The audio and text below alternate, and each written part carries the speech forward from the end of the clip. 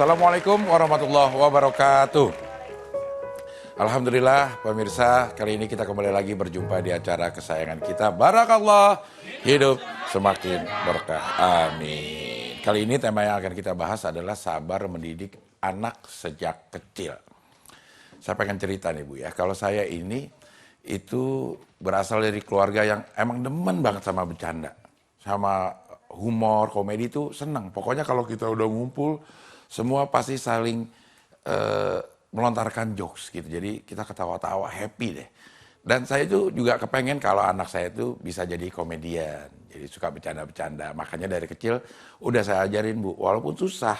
Ya susah-susah gampang lah ngajarin anak kecil itu untuk berkomedi. Tapi saya berusaha dan ini hasilnya. Boy, aku mau nyanyi dong. Nyanyi lagu apa? Bunda. Nada dasarnya apa? B. Kok B? Iya kan bunda, kalau C, cunda.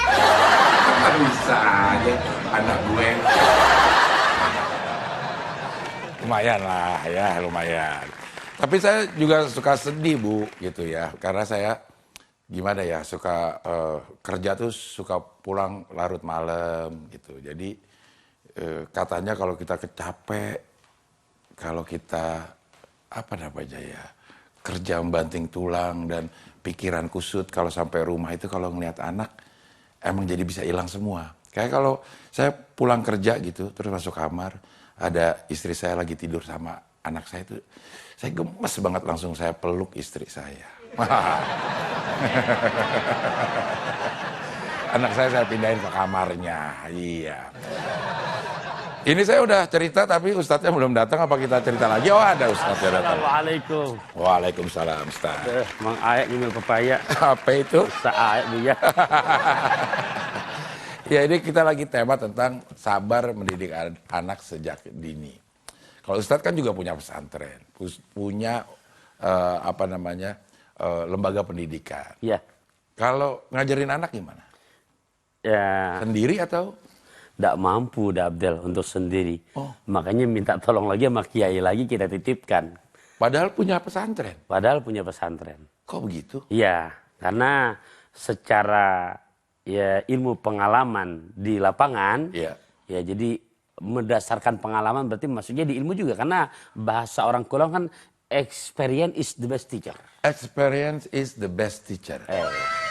Pengalaman adalah guru yang terbaik. Betul. Wow. Ya. Jadi ada bahasa gini udah Abdel. Kalau seorang kiai mendidik anaknya hanya langsung dari orang tuanya, maka kualitas anaknya tidak akan bisa melancangi kualitas ayahnya. Oke. Tapi di saat kita titipkan keluar, insya Allah besar harapan kita biar lebih lagi nanti maksimal daripada ayahandanya. Iya. Gitu. Makanya dititipkan Betul. ke pesantren yang lain. Dan biasanya secara kejiwaan itu anak akan manja. Kalau Sama ayah sendiri, orang pesantren bapak saya ini. Ya walaupun ini ya namanya ya, guru-guru juga kan merasa sungkan, anaknya Pak Yai gitu kan. Nah, tapi kan kalau yang namanya di mana-mana pesantren itu ada peraturan. Ya di saat melanggar waktunya ikop ya ikop. Jadi ketika bukan nama orang tuanya insya Allah udah saya sampai di saat seserahkan terserah kiai. Di saat ada hal seperti melanggar anak ikhlas lahir batin. Gitu. Jadi nggak ada istilahnya kita ngelapor ke ya seperti orang tua sekarang nih anaknya disentil sedikit udah lapor langsung polisi kan gitu ya. Nah oke, kembali kepada tadi memang yang namanya faktor genetika ini ditopang oleh baginda Rasulullah, bahasa hadisnya ma fil aba fil abna, apa yang ada pada orang tua akan ada pada anaknya. Ya tadi sketsa di awal udah mencontohkan kan untuk masih SD ya. SD. Iya, udah bisa melebihi ayahnya. Gimana ntar udah S1 gitu. Iya. Dulu ayahnya segitu udah begitu apa belum? Belum. Oh, belum. Karena ayah saya nggak bisa main gitar. Jadi nggak bisa nyanyi dia. Iya. Betul. Tapi kadang-kadang kalau ngedidik kayak begitu kita bisa enak lah. Tapi misalnya deh ngajarin matematika, ngajarin bahasa Indonesia. Kadang-kadang kita suka nggak sabar gitu. Gimana sih caranya kalau memang ada anak di rumah dan kita juga harus ikut terjun dalam membantu dia belajar. Ada rasa nggak sabar gitu. Betul. Pertama tanya dulu, Karena yang namanya ilmu itu diajarkan kalau memang betul-betul, kalau bahasa Nabi begini, idza wusidal amru ila ghairi ahli fantadhiris sa'ah. Apabila satu urusan diserahkan kepada yang bukan ahlinya, maka tunggu kehancurannya. Iya, iya. Sekarang orang tua ngajarin matematika, tanya, udah Abdelnya mahir nggak matematika? Enggak. Berguru kepala ajar, bagai bunga kembang tak jadi. Cakep. Itu pepatah. Oh, itu pepatah ya. Betul. Iya benar. Ya, maksudnya kalau kita berguru dengan guru yang pas-pasan, nggak akan bisa menjadi yang kualitas yang betul-betul memuaskan. Nah, oleh karenanya termasuk ya bidang studi matematika, kemudian bahasa Inggris, ya, kemudian hal-hal yang lainnya, ya di saat memang kita mampu hitungannya kelas 1 lah. Pelajaran masih hitung-hitungan perkalian, masih muda. Tapi di saat nanti udah rumus Pitagoras, kemudian yang namanya apa sin cos, kangen, tangan. Iya. Nah, jadi kangen itu. Iya. Ya, nah di saat memang kita belum mahir, ya jangan memaksakan operation jadi guru.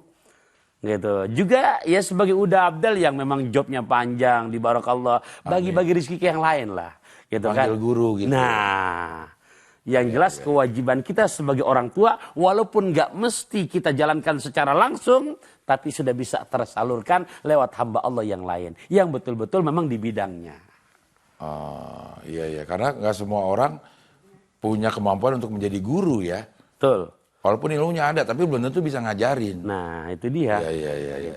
Nah, ini ada pertanyaan dari Instagram dari Amdadi ya. Assalamualaikum Ustaz. Waalaikumsalam warahmatullahi wabarakatuh. Sedari kecil saya dididik cukup keras oleh ayah saya.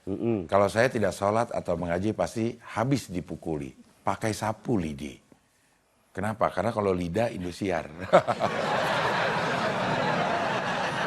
Kemarin gue enggak lihat tanggal benar. Ya. Anda benar. Iya. Sekarang saya sudah punya anak Ustadz. Lah iya kan. Tadinya dia dididik sama ayahnya. Sekarang dia udah punya anak. Ya. Apakah metode pendidikan oleh orang tua saya bisa saya terapkan ke anak saya Ustadz? Jangan. Ya. Karena disebutkan di dalam Quran surat An-Nisa 9. Ya. Yang di situ pesan Allah kepada para orang tua di ujungnya, maka berkatalah dengan ucapan yang baik dan lemah lembut. Ya, jadi di saat kita dulu saya bukan tidak merasakan, kita sebagai orang sebagai anak, kadang-kadang kan salah sedikit, mohon maaf ya mainnya fisik. Benar. Iya, nah itu pakai gesper. Nah, sebagai orang tua yang bijak, apalagi bukan memang katanya, berdasarkan aturan yang diajarkan oleh baginda Rasul, nggak seperti itu. Contoh udah, ya di Masjidil Haram tuh ada Syekh Abdurrahman As-Sudes. Di saat kecil, Syekh As-Sudes pernah membuat jengkel ibundanya. Ibundanya sedang masak semur daging, dia pulang. Lantas bawa kotoran tuh, mamanya anak kecil main kotoran. Lumpur gitu ya. Nah, panci masih ngablak, dianggapnya ring basket. Dilemparlah kotoran itu, nyemplung ke semur daging. Otomatis sih semur daging yang harganya lumayan mahal, karena sekilo udah di atas 100.000. Dagingnya aja. Belum bumbu yang lain. Kalau kebuli berapa tuh? Kebuli, alhamdulillah. Ya, jadi tinggi semampan lihat artis. Walaupun 4 nampan tepat buat Uda Abdel dan kru gratis. Alhamdulillah. Oke, lanjut lagi. Imam Sudes. Masukin itu lumpur ke dalam rendang. Tapi lihat cara mendidik orang tua nih. Yang sekarang betul-betul bukan katanya, terbukti hasilnya. Emosional, kesel, jengkel, murka, karena semur daging belum kemakan udah rusak. Tapi tetap dia bisa mengontrol emosionalnya, masih dikedepankan lemah lembut. Diomeli, untuk ikuti emosionalnya. Tapi lihat ujungnya. Idhab anta ja'alakallahu ta'ala imaman lil haramain. Ujungnya kelihatan emosional. Pergi kamu sana, nak. Diusirin anak. Tapi ujungnya, ya Allah, jadikan anak saya menjadi imam Masjidil Haram. Akhirnya jadi sekarang. Jadi imam. Iya. Itu padahal, mohon maaf, bukan dalam koridor berdoa. Lagi marah. Ucapannya masih jadi doa. Makanya kepada para orang tua, dalam mendidik anak ini sejak dini, memang ujian kita nggak segampang membolak-balikan telapak tangan. Tapi tolong, ucapan orang tua apalagi ibunda, jangankan ngomelnya, ya jangankan doa-doanya, ngomelnya pun jadi doa. Ini kadang-kadang kan nggak kebawa emosi. Anak salah sedikit mencain piring satu, kebun binatang keluar. Iya. Anak lah dibilang monyet. Logikanya, lah kalau anaknya monyet, bapak ibunya siapa? Ibunya monyet. Iya. Tapi kita harus jeda sebentar ya. Nanti kita lanjutkan lagi. Tetap di sini di Barakallah. Hidup semakin barokah. Amin.